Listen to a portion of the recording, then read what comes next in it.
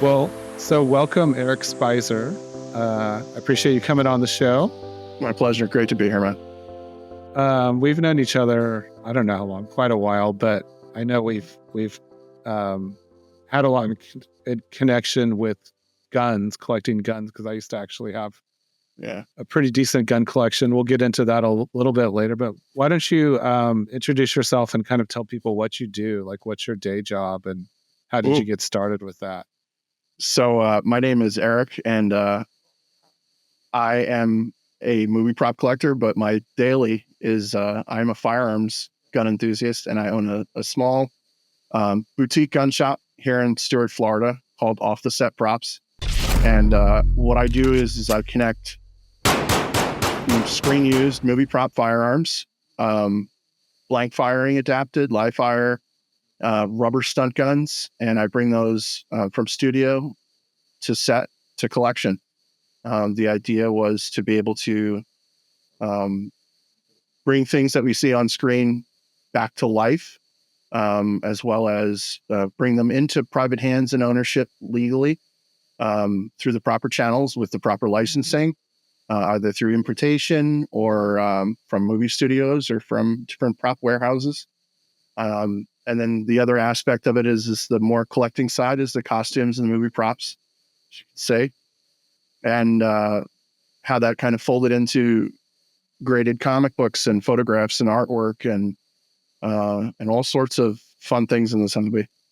Nice. So with your business, are you an actual on-set like weapons handler ever? Or are you like kind of what's your process in terms of like a traditional production timeline, and like at what stages are you involved as a business? And I know it varies from project to project, but I have a very small involvement with direct connection through the industry as far as supplying guns. I'm a licensed firearms dealer with an SOT for importation, high explosives, restricted items, machine guns, NFA items. But with that, there are so many other large competing studios that are part of the union that are hosting that sort of thing. So I stay more on the design side, bringing firearms and kind of upgrading them, bringing them into a CAD program and creating sleeves or shells and presentations. But the majority of what I do is more on the collecting side, is finding guns from those studios, from productions, and bringing them out of production, and then either deactivation, reactivation, cleaning, maintenance, transfer, facilitating them going from an auction house to the collector and acting as an intermediary so that things get properly transferred. There's accountability and there's also continuity. So you have a good representation of make, model, and serial number, and it went through someone's hands who can confirm exactly what an item is. And then communicating with armorers who are on set during productions. I've worked behind the scenes to bring a lot of guns that have been in productions into a safer means of collecting for international clients. So taking a live fire firearm and making sure that for production they have rubber molded replicas, painted and finished, and that those items are used and returned so that they can go to collectors' hands. Because a lot of what I do is heavily restricted, and some options just don't allow for those items to transfer from studio or from an armory like ISS Studios into private collecting hands. So we look at alternative means, and sometimes that includes replicating for clients exactly what they see on screen, finding proper year, make, hardware, grips, and sourcing, if possible, original components to replicate a live firing firearm that is not modified for blanks that they can own through private ownership. So, can you give a little bit of like a history of movie guns and how they were handled and supplied to the movie industry over the years? I know, like back in the day, it was Stembridge was like the monster Oh of yeah. the industry. And so, for anyone who hasn't had any kind of look into how that all works, can you give kind of an overview of the industry and also like who are the major players today since Stembridge closed many years ago now? So yeah, absolutely. It really starts with a production, a movie company, movie house, studio, sourcing an armorer, a prop master, finding someone who's licensed to handle firearms on set, who has an extensive background in firearms. Usually, most of those people are former military, and most of those studios will come with their own firearms collection, whether it's deactivated guns for safe handling, guns that have been converted to blank firing for use on set, even the rubber guns. A lot of those studios, ISS, you have Movie Armaments Group in Canada, who I think right now is one of the largest. You have Leviathan. They have done some of the most unbelievable movie accurate, proper military accessorized hardware on screen. And there's different armorers who have worked throughout the years, but more notably Rock Galati, who has done some of my favorite films, Starship Troopers, Face Off. And those armorers will bring their collection of firearms to the set under their license and provide the training, the interaction, the handling, the blanks, even some of the airsoft. Where we've gotten to a stage now where a lot of things are unfortunately or fortunately shifting to CGI. So they're now bringing gas-operated guns and the facilitation of all of that material to set. It gets used. It's documented. It's on call sheets, and FFL licenses have bound books. So everything we do is recorded, where it went, how it went. In some instances, like Movie Armaments Group, if they're in Canada, there's exportation. So they handle the legalities of bringing those items in and out of country for them and going all over the world to do what we love to see on screen. Nice. And then how did you get into this world? Were you just like a gun enthusiast originally, and then it just sort of expanded from there? I was not a gun enthusiast. Interesting. I grew up on Long Island in a pretty modern, progressive home, and my father had a skeet gun and maybe one revolver. He was not a gun enthusiast. I did not have any exposure to firearms until the Boy Scouts, who taught me how to shoot rifle and shotgun, and then later some experience in the Army as well. I started at 13. I was originally buying movie props and doing day jobs and working for the family business, and I was purchasing a lot of screen used memorabilia from prop store when they started. Real clothes mostly. That's really where I got my start. Was getting Starship Troopers gear from Leonard and Holly. Yeah. Oh man. But I was 13, and so what year was this? Oh Jesus. Let's say 98, 99 is really when I started. Yeah. And I got into communicating with people who were working in the industry, and there was really no online presence. There was no Facebook groups. It was a lot of writing letters and making phone calls and looking through the phone book and waiting for a VHS to scroll up through the credits and then later DVDs to figure out who these people were and reaching out to them. And then at this point, were you like looking just at guns and weapons in movies, or it was really costumes? Yeah, it was costumes and physical memorabilia.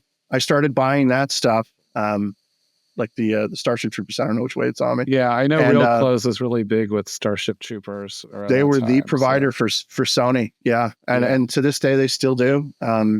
I know Jeff at Icons of Pop Culture is doing a lot now with that kind of property from them, and is doing a great job. He's phenomenal. Yeah, Jeff's awesome.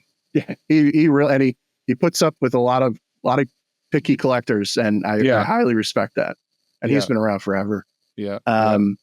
So I was buying these props, and I got a hold of someone who had one of the original Starship Troopers guns, And, I'm 14 years old and I'm figuring out how to put together a fairly large sum of money at that time for me. Yeah. And lo and behold, something arrives in the mail. I won't say which mail carrier, but it arrives. and it was what I had thought was a rubber Starship Troopers Marita rifle. And it was not. In fact, it had been shipped from where it was shipped with blanks, the original onset blanks in the magazine, Wow. one in the chamber. No care or thought to how it was handled. I was ecstatic. I said, "Oh, Dad, we just gotten a digital camera." I said, "I got to take pictures." I show my father, and he lost it. He couldn't. There's no way this is legal. And at the time, the way it had transferred was maybe. And we had someone look at it and immediately understood that it was a real firearm inside a shell. It was immediately turned over to a gun shop, and that gun shop legally returned it to the rightful owner. And after a very, very long negotiating period with my father, it was again reacquired through the proper legal means and transferred. But it was a hard lesson as to firearm safety and what I really wanted to do as a collector. And from there, I started seeking rubber guns and real guns. And it was tough because a lot of these production companies, they don't release the firearms. They don't release material. It's traditionally been that way. BAPTI has had a very tight rein, for example, on what does and does not come out, and rightfully so. Yeah. Because the safety concerns with all of firearms in general. But that's how it started, was something showing up in the mail. Wow. That's interesting. Yeah. A hard lesson, but it was a good lesson to learn. Yeah. Not to jump around, but otherwise I'll forget, Sure. This was maybe 2 years ago. There was a weapon I was working on this is in the auction world, that was deactivated to UK specs. Oh, it is in the UK. Good question. Yeah.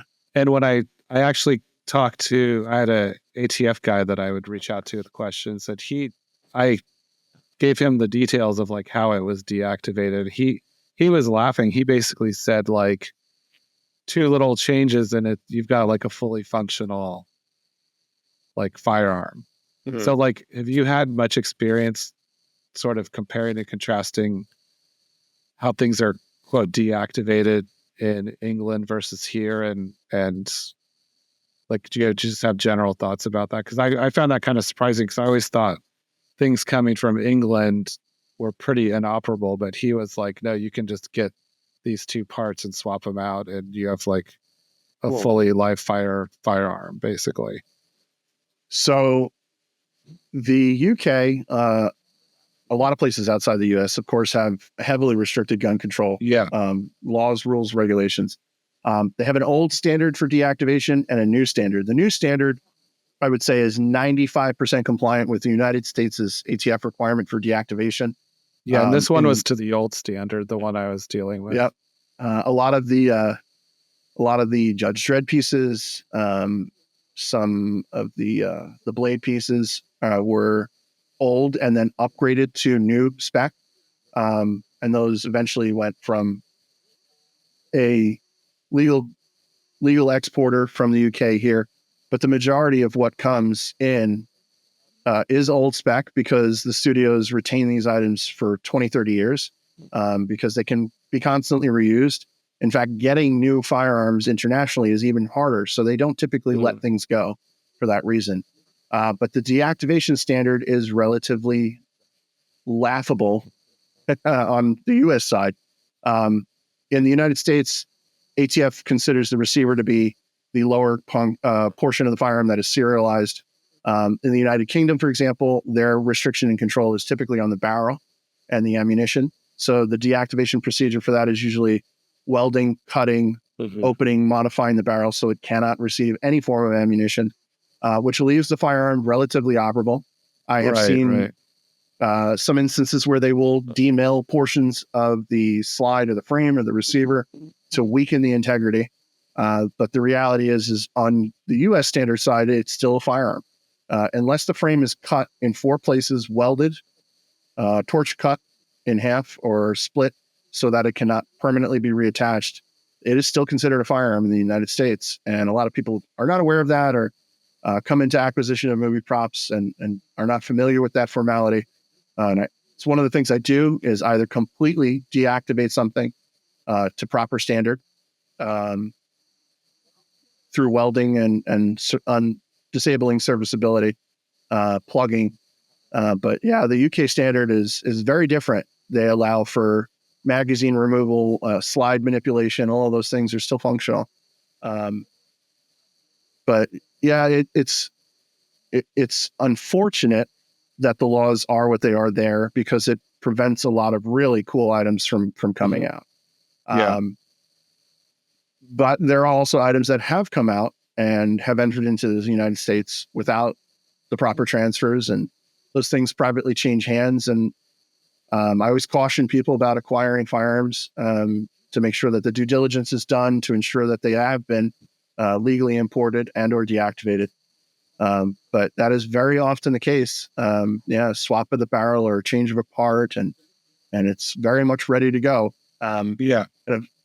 And I can't emphasize enough. I always caution people with firearms of that nature because the barrels are plugged. If it was a gun that was modified for blank firing, there are obstructions in the barrel, and that is what creates back pressure. So you can have a flash and the firearm work the way it works, which is always great on screen, but it's different when it's in private hands. So I always, let people know that there are enthusiasts with the license who can bring those things into collections the proper way. And I always say, only one way to do it is the right way. So, right. Cool. So then kind of how did your collecting evolve from like those early days when you're still a teenager?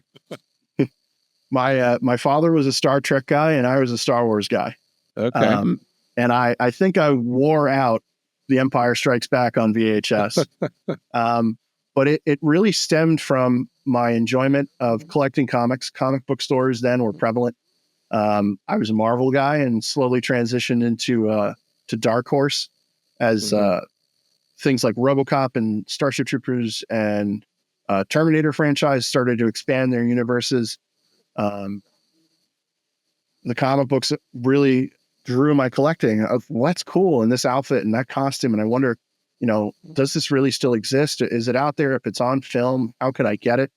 And it started small with autographs and story production boards and trying to find scripts. And it rapidly grew from there. It was a snowball. It's a very expensive snowball. But I would say the first true prop that I bought, you can see right behind me. It was an Icons Replicas movie prop piece. It was the first financially feasible and obtainable realistic movie prop from a movie I love through and through. They grew throughout the 90s and then unfortunately slowly faded away or quickly faded away. Right. But from Icons grew so many other studios. And holding something in my hand from a movie I loved, whether it was a lightsaber or an endo skull, or physically having that there and realizing, okay, this is feasible. I can do this. There's got to be more out there. And it grew from there very rapidly. Yeah. So you were kind of collecting a mix of replicas and original props then. Yeah. It was difficult because, using dial-up, Real Clothes did have a website and they would update quite often, but there weren't, search engines don't work the way they do today, where you have very rapid responses and replies for what you're looking for. I eventually found Prop Store through, think it might have been eBay, when eBay and PayPal had just started. And at that time, PayPal was working as a transitional company where they would work with the person you were buying from, and you would send funds to PayPal, and the company would send the item to PayPal, verify what it was, and do the exchange. And I said, well, this is ridiculous. It's just taking too long to get the things I really want to get. And I came across a company called, you have to forgive me, I forget the gentleman's name, but it was called Movie Bits. Oh in the yeah. UK. Yep. And that is what opened my my collecting avenues into really cost-effective props. I started to get things from Saving Private Ryan and some Batman stuff and the Oswald vote for Oswald pins and things like that. And as that grew and the technology base for finding things and connecting with other people who were like-minded grew, um, I started to build the personal relationships that I have today that have brought the majority of what's in my collection in. Um, and I think it was that foundation of starting in through replicas and meeting people, really meeting people, going to cons. I did not do any cosplaying, but I went to a lot of shows where people were wearing Screen Muse memorabilia, and I couldn't believe it. I couldn't believe, this uniform's from Star Trek, and started to see Yeah. things from Next Generation, and that's what fueled the search, the hunt for doing the research to find out what I really wanted. Yeah. So around that time, did you have like some dream prop or costume you like that you wanted, and then did you ultimately like achieve that dream? Uh, for me at the time, it was completing a set of Starship Troopers gear.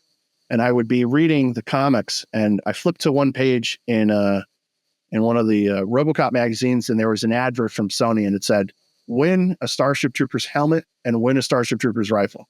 And I said, "Oh, this is me. I gotta enter." Did not win, but I did know somebody who did win, and I think they still have that helmet to this day. And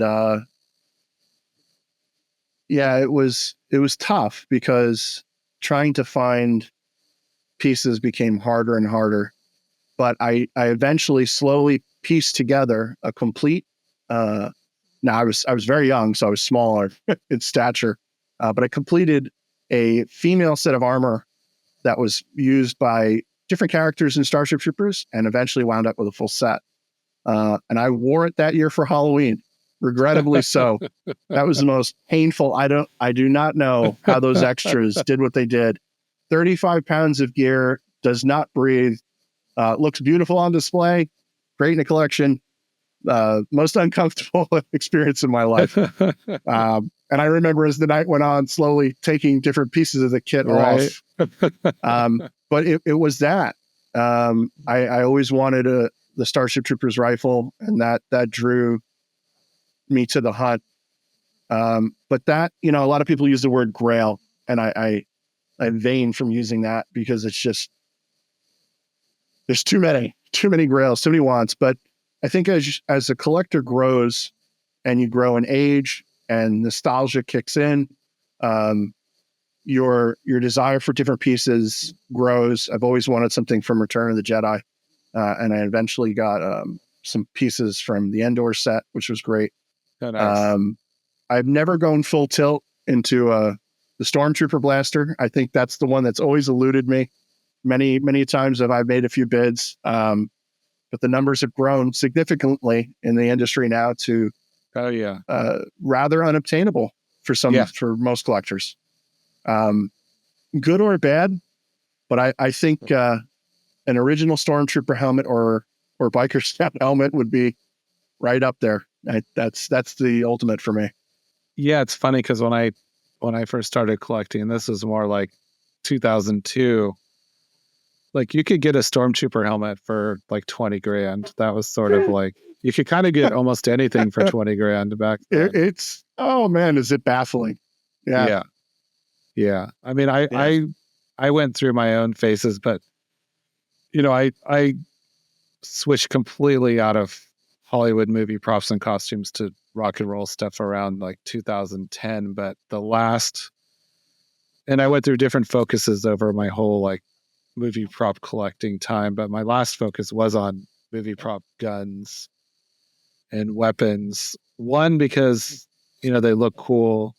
But a big part of it for me was just I was fascinated by the fact that they had, in most cases, rental agreements between the studios and the gun shop or armor or whoever.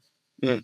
Because I was so deep into just being concerned about authenticity as like a major factor of Yeah. this collecting field. And I thought, oh wow, these movie guns, like you can't fake a serial number on a weapon unless you want to go to federal prison. So No. I really, really appreciated like the authenticity aspect of it. So I was thinking, before we got on this, I was thinking it back to all the movie prop weapons I had, because I had a Terminator 2 shotgun, Ooh, and then yes. I also had the Detonics pistol that I got from the Stembridge auction. Oh, back wow. in Yeah, they whenever had that was, like 2009, I think. quite a run back then. Yeah. And I'd also picked up at that auction Arnold's pistol from True Lies that you see like on the movie poster. That one was interesting actually, because Glock. the serial number, it had the same numbers on the poster, but I think they juxtaposed like two of the numbers or something. Mhm. But I had, I don't know if you remember Long Mountain Outfitters, I think they were called. Familiar with them. Yeah. So they would actually send out like a one color sort of fold over flyer once you're on their mailing list. And I remember they would occasionally get movie prop guns, and they had, I think 3 or 4 of the Berettas from Die Hard 3. And I reached out to 2 of my friends and I said, hey, do you want these? And I ended up helping them I got one, and then each of them got one. I had the Bride and Bill's pistols from Kill Bill that came from oh, wow. that New York. What's the Armor in New York weapons specialist, I think? Yes. I think they handled that movie. I had Glock from Bourne Ultimatum. I had the Heat pistol that Al Pacino used. That came from the Stembridge auction as well. I had from Real Clothes. I think it's from Real Clothes. I had the Colt from Jackie Brown. Oh, wow. I knew they had a few. That Leonard had stayed away from a lot of the gun stuff, but I know he had a few pieces. Or no, actually, it was Star Wares. Now that I'm thinking about it, that came from Star Wares. Was it Star Wares on Maine? Yeah. Yes. Yeah. Because she had some, and she actually had the shotgun too.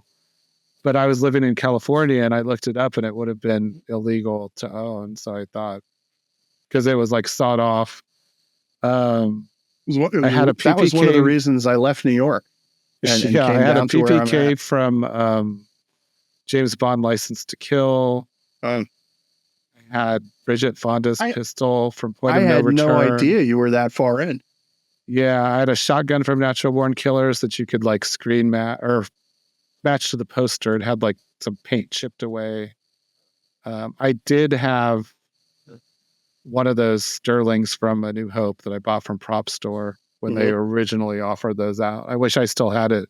I needed money at the time and I sold it, and now I'm just like, I'll never get that again. Yeah, they come and go. They come and go. Yeah, I remember those sell for a lot of money now. Yeah, I mean, back then it was I think 18 grand, but now I think I've seen one go for over 100. I think even when you adjust for inflation, the numbers now are still staggering. Yeah, and I remember Star Wars was very well connected in getting a lot of the blank firing guns from movies and productions over the years. In fact, if I remember correctly, one of my Starship Troopers guns came through there. And then years later, I had one of the original miniature Short Circuit 2 Johnny Fives. Oh, really? That came through them. And it was in far worse condition than I had originally anticipated, and had sent it to Tom Spina. Tom Spina did a wonderful restoration on it. And through the magic of divorce. I think I saw pictures. Did he post pictures of that at the time? Yes. Think? Yeah. I remember that. I was still on Long Island. I got to go and see him in person. Got to tour his studio and his shop there, and brought everything to him. And that was a wonderful experience to see it come back together and be rejuvenated. I would revise my answer. I think if I was really truly looking at a grail, it would be another Short Circuit robot. Oh, really? That movie pings to my heart. I remember seeing the second movie and just falling out when they beat poor Johnny up. Yeah. And it was it's just such an iconic piece, except for the newer generation who thinks it's Wally, which which if they think it's Wally, I'm going to buy them the Blu-ray and just give it to them. Yeah, it would definitely be something Johnny Five. There were a few pieces I missed out on. I should have gone a little harder. There was a Johnny Five arm or hand, but not much from the original Short Circuit has come out. One of the gold Johnny Fives is still at Sony. I know one of the fully animatronic ones had moved around, and that was something I would definitely go for. That just having that kind of connection, but I think more so the restoration of it. I would like to see that piece restored and functioning, and it's mechanically capable of being restored. So seeing things like that, just like Firearms, I like to see life kind of brought back into the pieces that have gone stagnant over the years, that just, either neglected by studios or have sat in archives, which is great. But it would be a Short Circuit Johnny Five robot from either the original or the second film, or the face-off gun. Travolta's custom Springfield 1911. There is a blank firing one that has been floating around over the years, and that is absolutely one I would want in the collection.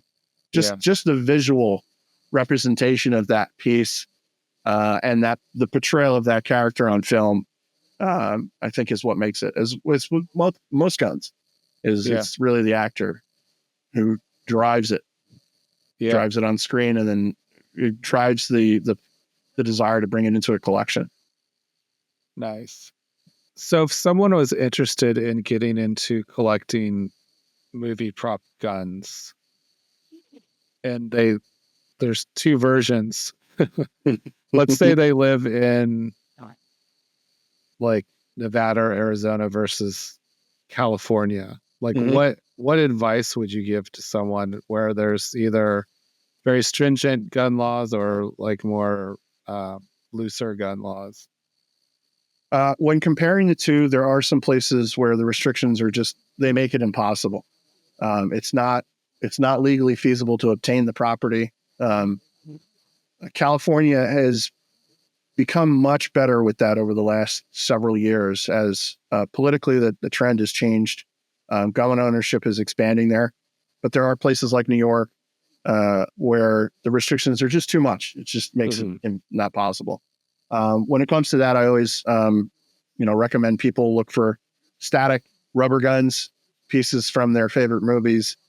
This one is one of the drop guns from The Matrix. It's one of the Glocks used by the police officers during the Trinity scene. I would look for something rubber and start there. If you are in a state where it is legal, my advice is always do your research. If you can, get a hold of the serial numbers, make sure that the serial numbers match to the production sheets, and then make sure that whatever you're buying and acquiring is legal to own. A lot of firearms, for example, this is one of the Berettas that was used in Underworld. This is a real firearm that's been converted. And we keep dummy rounds in them for display. The gun may be legal in California, but the magazine may not be. So there's a lot that comes into acquiring guns, is knowing the details. If you're not sure of what the laws are, reach out to a gun shop in the state you're in. Reach out to somebody who collects. My door and my phone line is always open for people who have questions with that sort of stuff. But if you can, and you can acquire them, they are great assets to any collection. Seeing your favorite action movie and explosions on screen and your favorite hero carrying that firearm and then seeing it in your collection, as long as it goes through the proper legal channels, legal means of transfer, where background checks are applied, and the due diligence on continuity of custody from a studio or a movie auction house. Rock Island Armory Auctions is a great example. They brought the Angelina Jolie Heckler & Koch match pistols from Tomb Raider, brought them out of the UK, exported legally, imported legally. Took quite a while.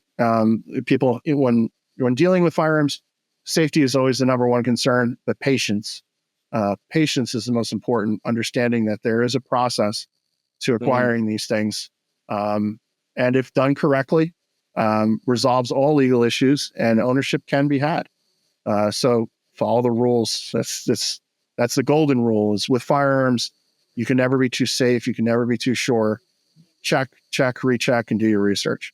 Yeah, I mean, when I was collecting a lot of guns, I was living in California, and I felt like I could ask 3 different gun shops an opinion. I'd get 3 different answers, but I ended up getting a curio and relics license. Yes. Mostly because otherwise I think I'd have to wait a month before taking possession.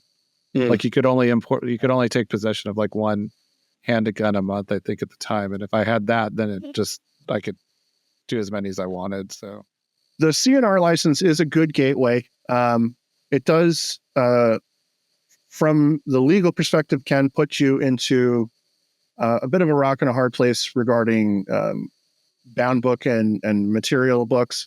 So you have to keep special kinds of records. Yes, yeah, you have to function as a business even on that scale.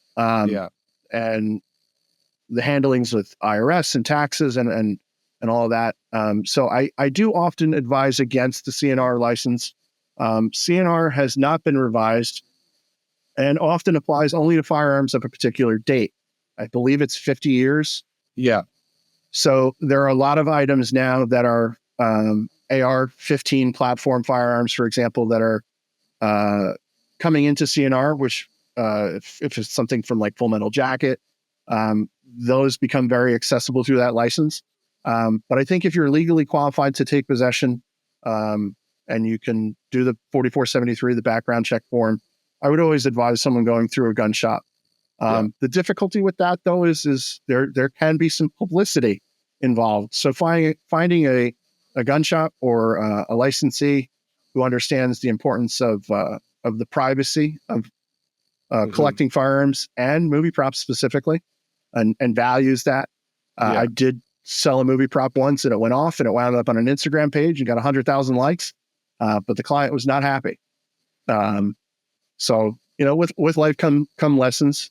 But always legal means. Yeah. Interesting. So tell me a little bit more about your collection today. Like what are you into, and sort of like what are your goals? Do you sell things to buy other things, and kind of what's your sort of overview of your experience collecting today for yourself? So the trick, of course, is separating my personal private collection from the items I acquire through my business for resale. I've restricted the larger, higher value items through the business just because a lot of those pieces I want to maintain in my own collection. I'm finding now more that my focus is centered on acquiring key pieces from my favorite movies and focusing on just one piece and starting at my A tier. And if I have to go down to the B tier, I've met a lot of my goals this year. You can see behind me, I have a hunter judge and I've got a female judge. Those have been on my bucket list. Oh God, for 20 years. I remember, reading the behind the scenes book at my cousin's house, and that fueled that love for that movie. Planet Hollywood brought a ton of that out, and that was wonderful. That's what made it possible. And some trades and dickering with good friends made that come true. Nice. My collection, it seems to focus more now on rounding out. There are a few items like the face-off pistol that are on my top list that if it comes up, I'm prepared to make sure it comes home. But I find more now that I'm enjoying comic book art and CGC and CBCS graded comics, and kind of just filling my environment with the things that I love and sharing that passion. My wife has seemed to caught the bug. So we were able to acquire some pieces from Resident Evil, which was one of her top favorite kind of sci-fi horror genre movies. Nice. Wound up with a knife and a virus vial, and so it's now growing in the home. She loves Wizard of Oz, so if I could find something from that for her, I would definitely go there. But but the business keeps me on my toes. I do buy and resell. I really have enjoyed over the last, I would say last year and a half, 2 years, finding pieces at entry level numbers from really big productions and moving them on to collectors and keeping those numbers as close to entry. At the end of the day, it's still a business. But I've enjoyed bringing pieces to some of that market. And I'm seeing more now than ever, newer collectors, younger collectors, hitting that nostalgia bug as they get into, and that was the difficulty, of course, right? Growing up, you're young, it's not financially feasible. Your focuses are elsewhere in the world. As we get older, and things become available and finances come in line, the collections grow. And I'm seeing more of that, that trending to a younger audience now. For me, it's 80s and 90s, mostly 90s, topping right out at the end of early 2000s for my collecting. Seems to be where all the remakes are getting dragged through the mud from. But I'm finding more and newer collectors, and people are still very passionate about this hobby. So to see younger collectors coming in, if it's a hat or a foam rubber gun or a costume piece or a jacket, I've been slowly kind of doing that behind the scenes through private deals or publicly through the website, a little bit through eBay, and sometimes through consignment as well. It's a larger piece. Yeah. So with the newer collectors you're seeing, what decade are they most sort of, what nostalgia point are these newer collectors at? Yeah, great question. I would say late 80s, the Gen Xers seem to be attached to the horror genre, the shock culture of the 80s. So I'm seeing a lot of that trend, the Freddy Krueger and Jason pieces, Halloween, and away from the Saw kind of genre, the more visually graphic Terrifier movies, people are staying away from. That the 80s bug seems to be hitting millennials pretty hard. I think we all go through those phases. I'm right in between that kind of hump of Gen X, millennial. So for me, it's the 90s. Best action movies I could think of are coming through there. But, I don't want to knock the industry now. We're seeing a good revival. But the younger collectors, they're vibrant and they have money to spend, and they are looking for pieces that get them started. And I think more than anybody, as most of your guests will emphasize, once you get hooked, it's you're mainlining this stuff. It's just it starts small, but it very quickly grows. And I think we're going to see a lot younger collectors. With Heritage, for example, being as large as they are now, and the connectivity of the technical platform of being able to target a demographic, maybe traditionally would only collect baseball cards, and saying, well, you like sports memorabilia, how about this piece? And I think we're seeing that trend. Game of Thrones is an excellent example. My God, what a hell of an auction. Yeah. But a lot of pieces for the average collector are still very unattainable. And I think what the focus needs to be on, especially with these other studios, is or prop auction houses, is great, stick to your catalogs, large bases, 1900 items, bit much. The downsizing, I think, and focusing on day 2 or 3 or 3 or 4, depending on which auction you're looking at. We're seeing better entry numbers, better prices, and identifiable pieces. Some that are screen matching, which is phenomenal. And those are going to new enthusiasts and new collectors. But at the same time, we also see the trend of looking at dollar signs, and we're seeing pieces come out of those auctions at fair numbers and moving ever higher, higher and higher and higher.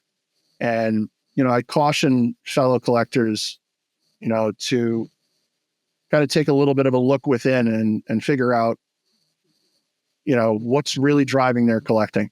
Is it nostalgia and enjoyment, or is it dollar signs? And I've had greater success doing private deals and focusing on either trades or really placing true value on pieces that way. And I think that trend is what's drawing newer collectors away from the auctions. They're seeing the higher numbers, and they're apprehensive about even getting involved. And it can leave a bad taste in some people's mouth, to go hard at an auction for everything they've got. And so what was it, 1701 or something, maybe a Peter Jackson or, a studio coming in and swiping things back. Part of that, though, is also the preservation of material. You've got the museum in Seattle. Is it MoPo? I think it's called. Yeah, Mopop. That I absolutely love, and I love to see. Hero Prop, I think, sponsors one in Vegas. They have their own kind of display where you can go and see artifacts from your favorite movies of all different genres. And I think the more exposure we have to this kind of quiet collecting community, it's good and bad, and it's growing. But definitely the millennials seem to love the 80s nostalgia, Candyman, and a lot of the Bond films too. I'm seeing, I've had a lot of questions from younger collectors asking about James Bond pieces. That character is driving a lot of nostalgia into the 90s, further on the Pierce Brosnan eras of GoldenEye. And as they get into the retro gaming and that experience of seeing cross-platform gaming and anime, which I think drives the younger culture now, both in music and in collecting. It's kind of fueling their interest in foreign films, and in doing so is now really kind of opening up the storytelling community into the movie prop community, which is great. Yeah. So tell me a little bit about your collection of original comic book art. Oh, I've just begun to dip my toe. Okay. Truthfully, I was watching another podcast, and they were talking about some of the higher end art. Yeah. And I said to myself, I've focused all these years on getting graded books. What if I could create, and I enjoy doing displays. Well, so what if I could get art and do the cover of the book and the page and the original art piece in a framed display, and kind of show the continuity of concept, artwork, coloring, page, cover, CGC slab. So I've been focusing on that. It's tough because while there are a lot of good avenues for finding art, the art is very expensive. Yeah. I'm able, though, anyone is able to obviously get on eBay and search. There's a lot of really affordable art pieces that you may be able to acquire and dicker your way up and trade into the next level of art. And I think that too is great. Learning the art of negotiation and communication. Most of us nerds shy away from that kind of thing. So if we can do it online, it's usually better. Yeah. But I've acquired a bunch of original RoboCop artwork recently. I've got 2 pages from Starship Troopers from the Dark Horse movie adaptation of the film. And I've been looking more at original art of my favorite characters, just from really skilled artists, going to smaller conventions and just finding what I love. Yeah. Would I love to have a Todd McFarlane cover? Hell yeah. Absolutely. I'll cut any hole in this wall and find a place for it. But my priority has been more on, now that I'm in a state where it's legally allowed, getting firearms from the movies I love. So I've trended more towards that. And but I've got my eye out. I've been watching another fellow collector, one of our I would say mutual friends and acquaintances. She has some phenomenal artwork, and that has driven me to look harder at really what I enjoy, and finding more pieces. X-Men and definitely Punisher. Punisher holds a very interesting place, because I think that was the the crossover of comics and firearms. So if we dip a little bit back to the beginning of our conversation here, there was a series of 10 books done by some of the best artists Marvel had at the time, Jim Lee especially, and they were doing a series called Punisher Armory, and it was highly detailed and accurate. I mean, they went in and they did real research of all the implements that the Punisher uses in doling out punishment. And whether it was a Glock or it was a MAC-10 or it was an M16, they had the item outfitted by Frank Castle and the specifications of all the modifications he made to get after all the crime. And seeing that, the connect between, I was like, man, wow, this is really cool. Wouldn't it be great one day to be able to own something the Punisher, really put out some punishment with? And as I got older, that's what happened. And I find now, between my business and the daily, even my own personal collection of both real firearms and movie props, I keep going back to that those 10 books of what is just iconic. And it's amazing the correlation between that and what we see on film. And the Berettas are a perfect example. How many movies use the Beretta 92, and seeing that in the comics and then on screen and then into collection, that's been a good hunt. Finding those pieces that really stood out, and the comic books influenced my childhood to the point where it drew me into film and movies. And that's what fuels the collection today. Yeah. So when Jim Lee was like just starting out, this was in the 80s, he came to the local comic convention in Sacramento, and I had him do a Punisher pen and ink like at the show. That was like amazing. I don't have it anymore. I mean, I sold that so long ago to buy something else, but no. But I mean, this was like right when he was starting. I had some really amazing like Arthur Adams pieces too. He did a long shot, and I think he was in a relationship with Linda Medley at the time. She colored it. He did pen and ink, and I had a Wolverine as well. That was like just amazing.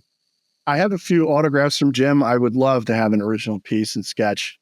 I truthfully have avoided the opportunity to get to those just because the conventions have become so big. Yeah. It's, booking a hotel 2 years in advance to get $300 tickets to do $500 to $3,000 in art. It's tough, especially when you're running a business and family and family business. And definitely I would love to get something from Romita Jr. Some of the Punisher stuff. I remember when Warzone came out. I think that's one of the few books I have in a 9.9.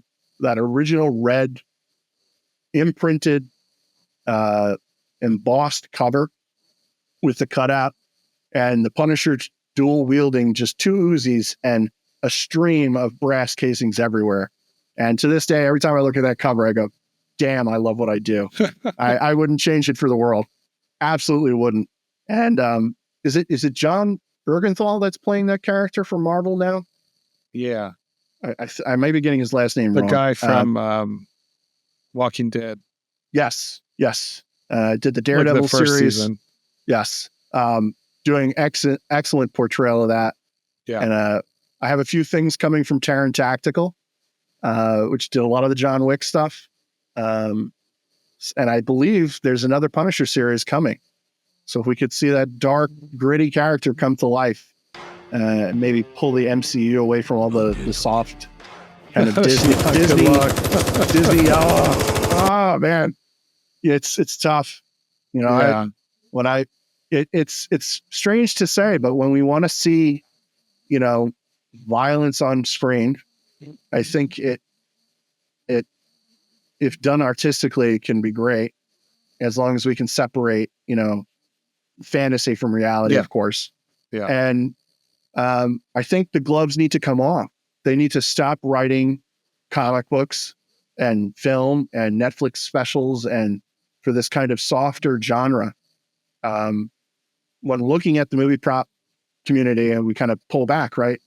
You've got that 80-year loop where every 80 years it filters and you get back to 20 or 30 years of focus. And, if it's 80s, 90s, and 2000s, the movies of that era are much harder and hit harder. John Woo is a perfect example of stylized violence on screen. Yeah. I feel like the trend right now is just kind of capitulating to licenses and product and toys and video games, and it's drawing away from the art. Firearms too, with some unfortunate events in the industry. People are reconsidering their position on firearms on film, which I think is terrible, both for the industry and both for collectors and private ownership. That's politics. We won't get into that. But now more than ever, I think we need to see a revitalization of fresh ideas. And there's a lot of people who are writing stories that are there and bringing older stories to life too. We need new art, new medium. It's tough seeing a lot of remakes and this kind of. I think everything goes through cycles, and I think I the agree. advent of AI, it's going to push people eventually to want to do more like analog, real stuff with practical effects and shooting on film, and that's just like how vinyl comes back in the music industry. That is a perfect example. Yeah, people just kind of go to one extreme, and then they kind of they've had enough of it, and they're ready to like do things differently. Seeing some of the Star Wars stuff, like with Mandalorian, trend towards physical and going away from CGI representation behind the actors and environments and worlds, things we can't do. Right. Great.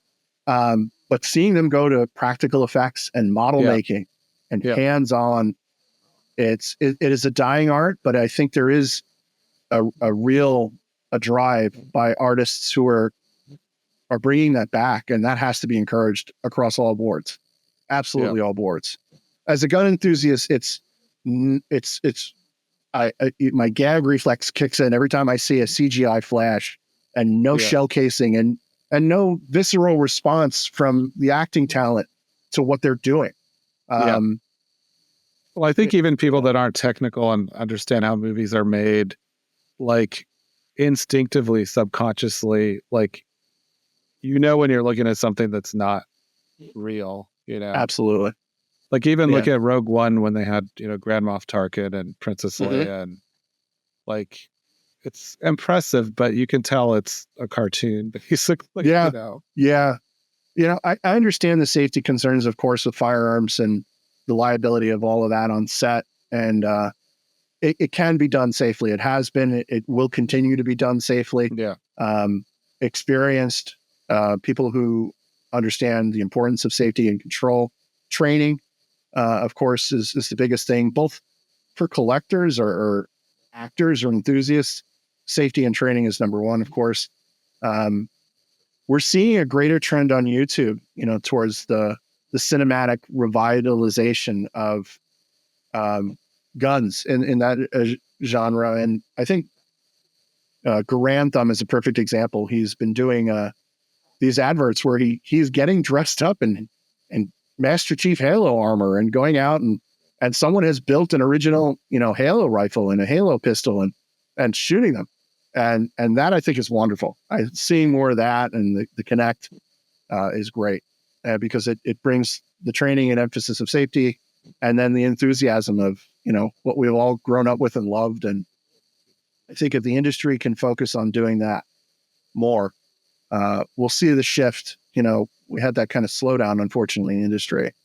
And now that things are back up and kicking, and I have a good buddy over in the UK who's having a hard time getting back into armory work just because the drive for the industry is somewhat trending away from it. And I think that's a mistake. I think it's a huge mistake. Because like you said, you know what you're looking at is CGI.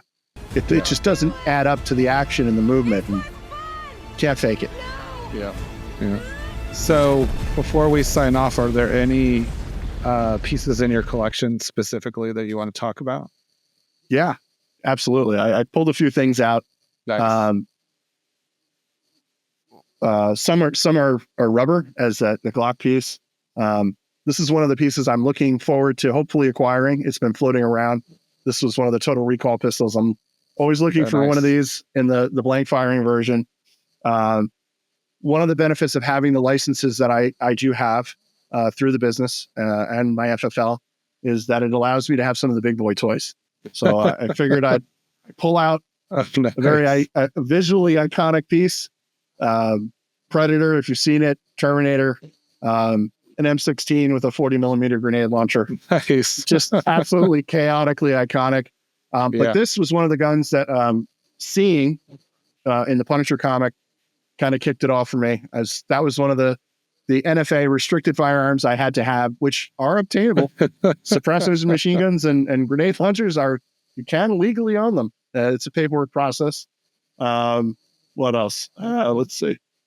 This one, Silencer Co. Maxim 9.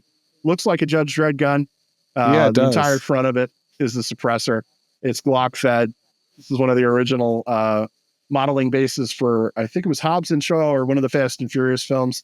In fact, there's a rubber gun coming up in auction. I don't want to plug anybody, but of this exact gun. And I will not be bidding on it. And I would encourage people to bid because the number is very reasonable. So if you want something really cool in your collection, we saw the Underworld Beretta, and then I'm going to willy-nilly, I'm not going to wear the white glove, which may offend some people. But this is one of the grail pieces that I had been working for quite a while. This is one of the original firing lawgivers from Judge Dredd. I had the battery out, but all the lights and indicators work, and the action is all set up. All the firearms we keep too from movies all have dummy rounds in them. I always make sure that everything's clear and safe. So cool. Yeah, and you did the work on that to get the lights and everything working, right? This one was surprisingly in good shape. It was deactivated to the UK original standard. So getting it up and firing did not require much on my part. So thankfully, putting much into the firearm really wasn't required. I won't get into details on how that's done, of course. But the electronics on this did require some attention. Studios don't really take care of a lot of this stuff. It's disposable and it's reusable. The firearm inside is a Beretta 92, and outside you have a fiberglass shell. There's all different micro switches and hardware that make everything work together. But getting that working, updating some of the capacitors on the boards, which had unfortunately been corroded due to battery storage. The battery from 1994 was still inside of it. So getting that out and very carefully, sympathetically, clearing the board and testing low voltage and bringing that back to life. And then the firing aspect, getting the blank ammunition and slowly working all the way up to determine the grade and get the gun firing was tough. But that seeing it shoot with the lights on, that one scene of Stallone when he's narrating to the future cadets, and it cuts to him laying out, shooting that logger, that just, it stuck with me. So I had to have that for the collection. And, every year it grows. Man, that face-off gun, that's a little, Profiles in History had that a couple of years back. And I had to, at the time, I was putting together funding to decide whether I wanted a Starship Troopers carbine that was firing or that face-off gun. If I had, if we all had the little genie in the bottle, we can go back in time, right? Or forward in time. And if I had known Planet Hollywood would have been bringing a whole bunch of Starship Troopers stuff, I would have waited. But that face-off gun has eluded me for a little while. So I'll keep. So if the owner of that gun is watching, give me a call. You've got a buyer. Let's make it happen. A trade, buy, whatever it takes. I'll mortgage that. No, I won't mortgage the house. My wife will be unhappy if we do that. So, but yeah, man. Jason, it's always a pleasure, man. I really appreciate you having me. Yeah, and, I'm glad we did this, and hopefully we'll do it again sometime soon. I appreciate your insights, even outside of like the whole gun world and everything, just about the hobby. It's all good to just talk about that, share ideas and insights and observations. So. I'm here to help. If people have questions regarding firearms or movie props, you're welcome to reach out to me. And so how do people find you? Okay. So my business name is Off the Set Props, spelled just like it sounds. You can find me on Instagram and Facebook and YouTube. Some of the firearms you saw today on your video are up there. You can see them blasting away on film. Um, or you can email me, Eric, ERIC, at offthesetprops.com. If you got gun questions, you got movie prop questions, if you got a face-off golden gun sitting in your living room that you just got to get rid of, give me a call, give me a shout. We'll make it happen. And yeah. And for anyone that has the slightest interest in collecting guns and get to the point where you actually want to buy something, I would highly recommend reaching out to Eric, just because thank you. It's a different category of collecting, and there are various kinds of risks involved, and you just want to make sure that you protect yourself and take advantage of resources that are available to you. And obviously Eric knows this world very well. So yeah, I'm always happy to work with auction houses. We did some recent exports for Heritage, and some in-state transfers as well. So I'm always happy to facilitate those. Always, please reach out. Very cool. Well, on that note, thank you again, and thank you, Jason. I'll talk to you later. And thanks to everyone for watching.